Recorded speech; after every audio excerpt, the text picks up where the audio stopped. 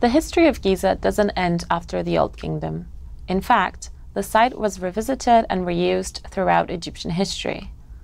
In the early New Kingdom, for example, Amenhotep II built a temple to the Sphinx, which is unusually oriented towards this monument itself. In this temple, he also paid homage to the builders of the two bigger pyramids at Giza, Khufu and Khafre. His son, Thutmose IV, also erected one of the most famous monuments attesting to the continued importance of Giza, the so-called Dream Stele, which was carved from a reused granite doorway lintel from Khafre's pyramid temple.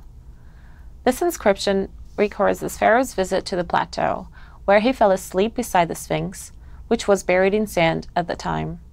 Thutmose IV left the stele for posterity, claiming the god of the Sphinx spoke to him in his dreams, telling him he would be made pharaoh if he liberated the Sphinx from the sands covering it. Other evidence for the continued use of the Giza Plateau is attested by graffito that travelers and tourists left behind on temples and tombs. Later in the New Kingdom, Ramses the Great is thought to have removed sand from the Sphinx once again.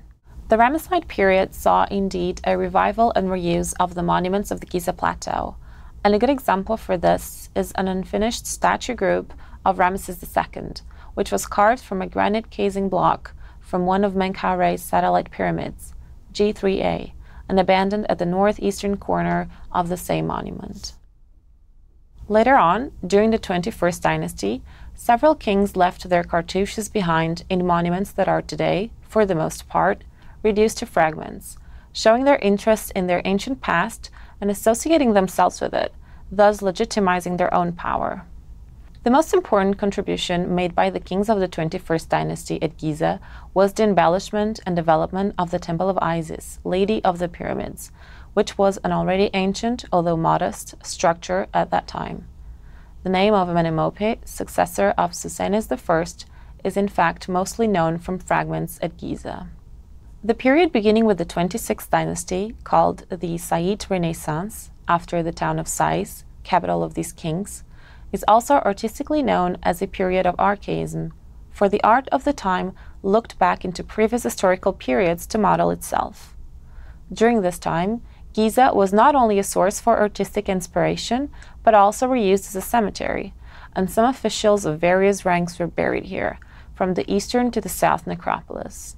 There is also evidence for restoration of Menkare's pyramid and sarcophagus at some point during the Said period, as attested by an inscription to the east of Menkare's pyramid entrance. In fact, the Giza cemetery was revived and actively reused throughout the entire late period and until Roman times. Not only were Old Kingdom tombs reused and reoccupied by later burials, such as the case of the eastern necropolis, but also new ones were built, especially on the central and southern areas, where space was still available.